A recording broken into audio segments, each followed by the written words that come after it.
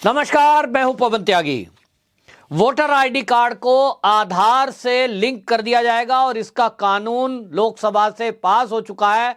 अब ये राज्यसभा से पास होने के बाद कानून बनेगा और इसके बाद फर्जीवाड़ा रोकने के लिए जो कवायद है वो पूरी हो जाएगी। क्योंकि आपको बताएं, हमारे देश में लगभग 3 से 4 करोड़ बांग्लादेशी घुसपैठी इस समय घुसपैठ कर चुके हैं और उनके पास फर्जी दस्तावेजों के आधार पे उन्होंने आधार कार्ड बना लिया, कहीं कहीं वोटर कार्ड बना लिया और कभी कभी चुनाव के टाइम में ये देश के अलग अलग हिस्सों में एक ही व्यक्ति कई वोट भी डालता है, कई राज्यों के चुनाव को प्रभावित करता है। ऐसे में आपको बता दें, सुप्रीम कोर्ट के जाने माने एक वकील अश्वनी उपाध्याय, उन्होंने पीआईएल दाखिल की थी देश की सुप्रीम कोर्ट में और उन्होंने ये मांग की थी सुप्रीम कोर्ट से कि ऐसा कानून बनाया जाए, फर्जी वोटों को रोकने के लिए आधार कार्ड से वोटर कार्ड को लिंक कर दिया जाए ताकि आगे भविष्य में बायोमेट्रिक अंगूठा लगाने के कारण से, उंगली के निशान लेने के बाद से वो वोट डाल सके। इससे एक तो यह होगा कि एक व्यक्ति ने एक से अधिक जगह पर अगर वोट बनवाई हुई है वो फर्जीवाड़ा रुकेगा। दूसरा, जो घुसपैठ करके हमारे देश में आए हैं उनका खुलासा हो सकेगा, उनको पकड़ा जा सकेगा। बायोमेट्रिक पहचान के आधार पर अगर कोई व्यक्ति दाढ़ी है फिर वो दाढ़ी कटवा लेता है लेकिन उंगलियों के निशान वो नहीं मिटते हैं, पहचान नहीं मिटाई जा सकती। इससे उसकी पहचान हो सकती है कि वो आधार कार्ड कब बना है, वोटर कार्ड उसका कब बना है, कब से वो भारत में रह रहा है। इन सब चीजों को टैली करके पकड़ा जा सकता है। बतौर अश्वनी उपाध्याय वो कहते हैं कि ये एक कानून की जीत हुई है और सरकार ने बाकायदा इस बात को गंभीरता से लिया है। अश्वनी उपाध्याय ने सरकार का धन्यवाद देते हुए, मोदी जी का धन्यवाद करते हुए ट्वीट किया है। मोदी जी को और होम मिनिस्ट्री को इसके लिए धन्यवाद दिया है। उन्होंने कहा कि सरकार ने मेरी जो पीआईएल थी उसको गंभीरता से लिया। हालांकि इस बात में आपको बताएं, सुप्रीम कोर्ट ने इस सरकार के लिए पाले में ये चीज छोड़ी थी कि इस पे क्या किया जाएगा, लेकिन अब मोदी सरकार ने इसको संज्ञान लिया। तब आप देखें कि देश में कुछ दल ऐसे भी हैं जो आधार और वोटर कार्ड के लिंक करने को विरोध कर रहे हैं और उसको गलत बता रहे हैं। इसमें सबसे पहले बयान आया ओवैसी का और ओवैसी ने कहा कि यह प्राइवेसी के खिलाफ है और अगर कानून बनता है तो मोदी सरकार मतदाताओं पर असर डालेगी, दबाव डालेगी। ओवैसी जी को यह सबसे ज्यादा मिर्ची क्यों लगी? क्या ओवैसी जी ये नहीं चाहते कि इस देश में जो फर्जी वोटर बनाकर यहां पर देश की ज्योग्राफी को चेंज करने में लगे हुए हैं, देश की अर्थव्यवस्था पर बोझ बने हुए हैं, वो घुसपैठिए उनके ऊपर कार्रवाई हो? ओवैसी जी जो सीए के टाइम में भी सीए का विरोध कर रहे थे, एनआरसी का विरोध कर रहे थे, क्योंकि उनको अच्छी तरह पता है कि इसका असर रोहिंग्याओं पे पड़ने वाला है। अब जब उनको पता लग गया है कि इस कानून में धरपकड़ की जाएगी, जब वोटर और आधार लिंक हो जाएगा तो रोहिंग्या बांग्लादेशी घुसपैठिए वो वोट नहीं डाल पाएंगे। डाल भी पाए तो एक ही जगह डाल पाएंगे, क्योंकि हमने देखा ये खाना बदोश जैसा जिंदगी जीते हैं, टेंट में रहते हैं और प्लानिंग है इनकी बाकायदा पूरी योजनाबद्ध तरीके से। ये क्या करते हैं, जिस राज्य में भी चुनाव होगा वहां मुस्लिम कैंडिडेट जो इनकी बात सुने, रोहिंग्याओं को मदद करने वाला हो, ऐसे दल को चुनने के लिए यह सरकार बनाने का काम करते हैं। हमने पिछले दिनों पश्चिम बंगाल के विधानसभा के चुनाव देखे।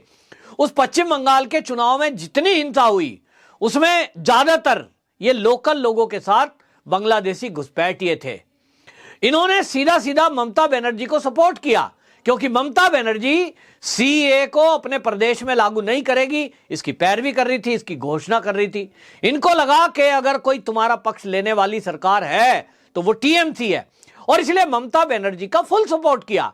आप देखते हैं कि जब भी कभी चुनाव होता है तो ऐसा तो होता नहीं है कि एक राज्य का चुनाव है एक ही डेट में पूरे राज्य में हो जाए, क्योंकि चुनाव आयोग और सुरक्षा बलों की व्यवस्था के कारण तारीख अलग अलग रखी जाती है कि आज होगा इस विधानसभा में, फिर अगले में, फिर अगले में। 8 से 9 चरणों में चुनाव होता है और इसलिए फर्जीवाड़ा रोकने के लिए ये सब जरूरी था और इस पर कानून बनाना एक जरूरी था। ये माना जा रहा था कि जिस तरह से हमारे देश में चुनाव को प्रभावित करने के लिए बाहरी लोग हों या देश के लोग भी हों, देश में भी यहां देखिए बहुत सारे लोग इस तरह से करते हैं कि शहर में रह रहे हैं लेकिन गांव में भी वोट है, और इस तरह से वो एक योजनाबद्ध तरीके से प्रभावित करने के लिए फर्जी वोट डालने का काम करते हैं। और इसलिए इसकी मांग काफी दिनों से चल रही थी, और भारतीय जनता पार्टी की सरकार जब से मोदी सरकार 2014 से केंद्र में आई, इस बात को गंभीरता से ले रही थी कि किस तरह से इन घुसपैठियों पर नकेल कसी जाए। इसके जितने फायदे हैं उसके लिए उन्होंने बताया कि देखिए इसमें जो है फर्जी मोबाइल कनेक्शन ले लिए जाते थे, फर्जी डॉक्यूमेंट के जरिए उनको कई बार आतंकी घटनाओं में इस्तेमाल किया जाता था। वहीं जो है इससे राशन कार्ड लिया जा रहा था, आधार कार्ड से वोटर कार्ड लिंक होंगे। तो जैसे मोदी सरकार ने जब ये बायोमेट्रिक किया, उसके पहले तो रिकॉर्ड हाथ से लिखा जाता था और लाखों लोग फर्जी राशन हर महीने ले रहे थे, जो आपके और हमारे टैक्स के पैसे से दिया जाता है गरीबों को। तो ये फर्जीवाड़ा राशन का भी रुकेगा, देश की अर्थव्यवस्था इससे सुधरेगी, हम जैसे टैक्स पेयर के पैसे की बर्बादी रुकेगी।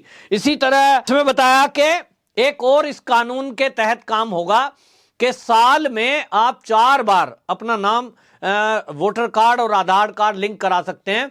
तो जो इसमें आपको बताएं चुनाव संशोधन विधेयक 2021 है, इसमें यह भी एक प्रावधान किया गया है कि महिला कर्मचारी के पति को सर्विस वोटर में शामिल किया जाएगा। अभी तक सर्विस वोटर मतलब वो है जो आर्मी के लोग हैं, सीआईएसएफ के लोग हैं, जो चुनाव की ड्यूटियों में लगते हैं, तो ऐसे में ट्रांसफर उनके होते रहते हैं, और वो अर्धसैनिक बल हो या सुरक्षा बल हो, इनके ट्रांसफर होते रहते हैं। तो इनको एक जगह से दूसरी जगह पहुंचने पर वोटर कार्ड में नाम डालने में केवल उस व्यक्ति को वोट डालने का तो था कि जो आर्मी में है, लेकिन उनकी पत्नी को नहीं था। अब ये इस कानून में ये भी रहेगा कि यदि पत्नी किसी की आर्मी में नौकरी करती है और वो इससे लिंक कर दी जाएगी सर्विस वोटर से, तो उसके पति की भी ऑटोमेटिक वोट इसमें डल सकती है, दूसरी जगह डल सकती है जहां वो ट्रांसफर होके गए हैं। तो मान लीजिए गांव में वोट बनी हुई है उनकी, तो अब वो सर्विस वोटर में रहेंगे, तो इस आधार पर जहां वो ट्रांसफर हो गए हैं वहां भी वो वोट डाल सकते हैं, क्योंकि सर्विस में ट्रांसफर उनके होते रहते हैं थोड़े थोड़े दिनों में। तो ये लाभ है, लेकिन इसका विरोध जिस तरह से विपक्ष कर रहा है वो आश्चर्यजनक है। और वो एक तरह से अब यही लगता है कि हर अच्छे काम का विपक्ष को विरोध करना है। एक तो वो लोग विरोध कर रहे हैं जिनको कारण कुछ नहीं पता, बस विरोध करना है। दूसरे वो लोग विरोध कर रहे हैं जिनको रोहिंग्याओं का और बांग्लादेशियों के वोटर कार्ड से हटने का दुख है, उनको राशन नहीं मिलेगा इस बात का दुख है, उनको सरकारी सुविधाएं नहीं मिलेंगी इस बात का दुख है। तो ये सब चीजें देख करके वो दुखी हैं सारे लोग। और इस बात को देखते हुए अब यह माना जा रहा है कि जिस तरह से सरकार की मंशा है कि इन रोहिंग्याओं पर सख्त कार्रवाई हो, सीए भी लागू होगा, एनआरसी भी लागू होगी, और वोटर कार्ड और आधार कार्ड लिंक होने से जो फर्जीवाड़ा है राशन का, पहले ही कई लाख ऐसे लोग पकड़े गए, या यूं कहें उनको लिस्ट में से बाहर कर दिया गया जिन्होंने राशन कार्ड फर्जी बना रखे थे। लोकल नेताओं से मिलकर के राशन कार्ड बनवा लेते थे, उसके बाद वो राशन विड्रॉल कर रहे थे। लेकिन जब बायोमेट्रिक राशन मिलने लगा तो इसमें देखो कि जो रोहिंग्या थे, बांग्लादेशी जो घुसपैठिए थे, उनकी संख्या में भारी कमी आई, और कई लाखों की संख्या में ऐसे लोगों में कमी आई जो अभी तक फर्जी राशन ले रहे थे। तो ये फर्जीवाड़ा रुका, और इसलिए ये फर्जीवाड़ा रुकने के कारण ये बहुत अच्छा एक काम हुआ कि कम से कम देश में जो घपला घोटाला चल रहा था इस पर लगाम लगी। तो ये जो वोटर कार्ड और आधार कार्ड को लिंक करने का है, हालांकि अभी स्वैच्छिक रखा है, लेकिन बाद में जब ये कंपलसरी हो जाएगा एक दिन जरूर, ये सरकार की योजना में है कि अगली बार से जब भी कभी वोट डलेगी तो बायोमेट्रिक पहचान के आधार पर सारा झंझट ही खत्म हो जाएगा। क्योंकि आज की डेट में लिस्ट में नाम देखा जाता है, लिस्ट से मिलान किया जाता है, कई बार फोटो की पहचान नहीं होती, फोटो उसमें कैसी है कैसी नहीं है, फिर वो बुरके का झंझट आता है, बहुत बार बुरका पहने हुए हैं वो कहते हैं जी हम मुंह नहीं दिखाएंगे। तो अब वोट ही वो डाल पाएगा जो अंगूठा थंब इंप्रेशन लगाएगा, बायोमेट्रिक उसकी पहचान पहले होगी, और आगे शायद मशीन भी इस तरह की आ जाएंगी कि वो मशीन ओपन ही आपके लिए तैयार तब होगी जब आप अपना अंगूठा लगाएंगे। यानी बायोमेट्रिक पहचान के बाद ही आप वोट डाल पाएंगे।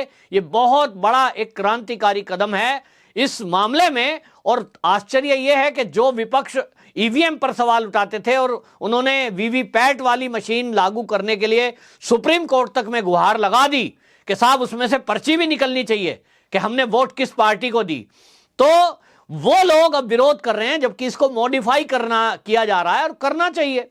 अगर इलेक्ट्रॉनिक मशीन है और उसमें आप मॉडिफाई कर रहे हैं समय के अनुसार, तो इसमें विपक्ष को दिक्कत क्या है? लेकिन सही दिक्कत समझ में आ रही है, और ये केवल वो है कि जो रोहिंग्या और बांग्लादेशी घुसपैठियों को और जो वोट की डुप्लीकेसी, जो वोट डालते हैं डबल, उनको रोकने के लिए जो मोदी सरकार काम कर रही है, वो उसका विरोध कर रहे हैं। वंदे मातरम।